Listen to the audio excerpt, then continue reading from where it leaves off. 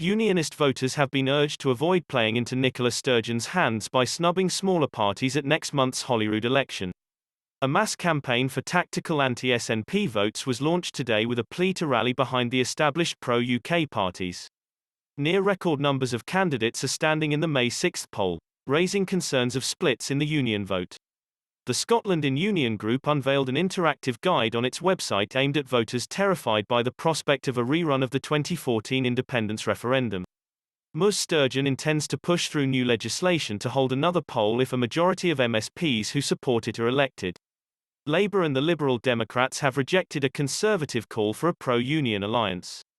This is despite Alex Salmond's threat to forge an independence supermajority with his new Alba party.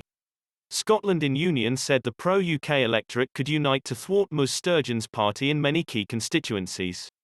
Its guide points to the best chance party to stop the SNP across the 73 first-past-the-post seats.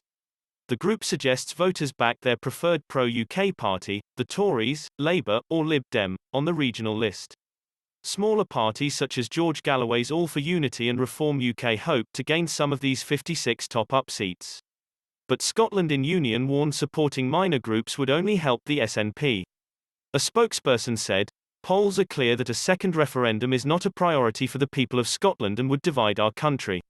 But the SNP will use every vote it receives to argue for another referendum on its negative vision to leave the UK. If you do not want your ballot paper at this election to be used to divide communities, friends and families, you should consider tactically voting to stop the SNP in your constituency, and voting for one of the three main pro-UK parties. The voting suggestions do not constitute an endorsement of any candidate or party's policies," Scotland in Union said. Former Labour and Respect MP Mr. Galloway is standing in the South Scotland region for his party. He said, "I have no idea who Scotland in the Union are, they don't cut much mustard on the streets of Scotland, or they'd be standing for election themselves. We are standing and winning in all 8 regions of Scotland, and our plan is now common currency amongst Scottish voters." A Scottish Conservative spokesman said, "Only the Scottish Conservatives can stop an SNP majority and their plans to hold another divisive referendum in the next 2 years. If pro-UK voters unite around us on their party list vote ballot paper, then we can fully focus on our recovery and thwart nationalist plans for INDIF too." A Scottish Labour spokesman said, "Unlike the SNP and the Tories, working to deliver a real national recovery plan without an unnecessary referendum will be our only priority.